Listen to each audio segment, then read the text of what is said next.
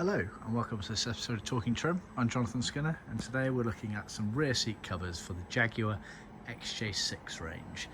Now you may have seen my front seat video, and very much like that we've got a couple of different variants here, but I sort of put them together because some of the bits are kind of shared between the cars, other bits they're so similar that it's a decent background to what might be your car. What we've actually got here, strictly speaking, the Magnolia set, the base cover here and the backrest squab here, that is from a Series 1 4-door, and it's the narrow 1-inch pleats with the embossed leather. And then the biscuit set, you've got the base cushion there and the backrest squab there, is actually from a 2-door coupe, and it's in biscuit grange leather, and it's the 2-inch plain pleat version. So just bear that in mind. That being said, these are going to be very similar to, if not exact, for the Series 1, Series 2 4-door cars, as well as the 2-door coupe versions there. Now, unlike the front seats where they are ludicrously similar in terms of their overall shape and finish, the rear seats between all of these cars, the styling did quite radically change. As you can see, you've got sort of this big archway on the 2-door coupe versus a very narrow bit there. Same again, you have this contouring piece down the middle of the base, whereas it's very narrow on that one. So bear that in mind.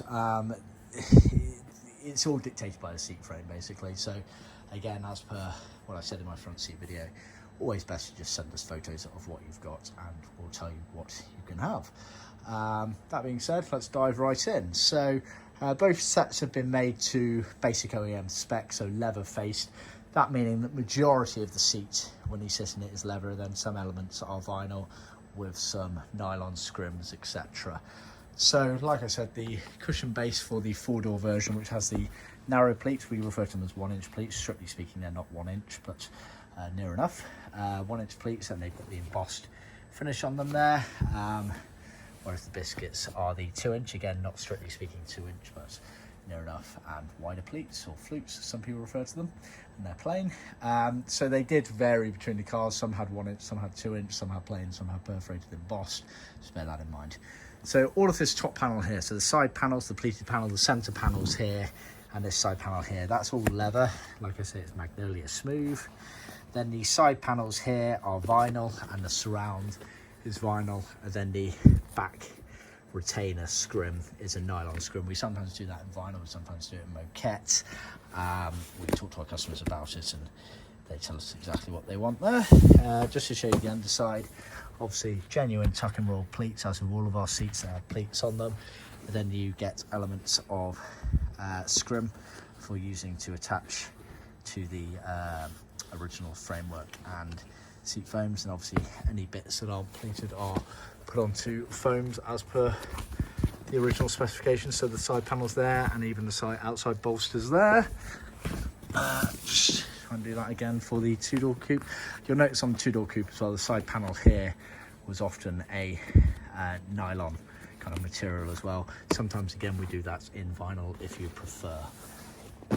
Again, the underside, you've got the scrims for locating it into the foam, etc.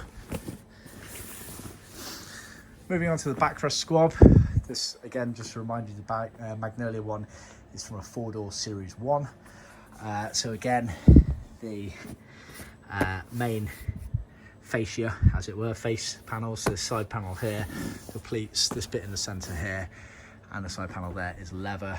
The inner bits here are vinyl, which is where the armrest aperture is located, and then these side panels here are also vinyl.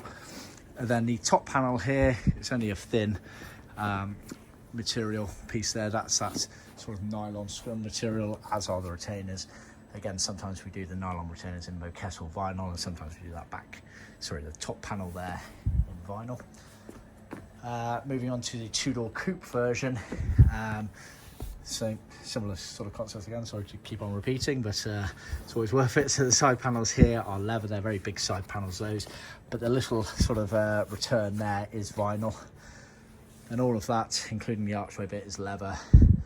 The inner part here depends on the car. We always ask our customers to check. This has actually been done in leather, sometimes they're in vinyl. Bottom parts there, and that's sort of nylon scrim again, and then the very top part here is a vinyl material as well. Just show you the underside, same concept as on the cushion bases. You get scrim for attaching into the foams, etc., and some of the side panels, etc., like that one, are foamed up, as is that centre bit there. And I'll just show you the two-door coupe for consistency. So again, scrims in place to help it. The side panels are foamed up, and even this top panel here has a foam layer to it as well.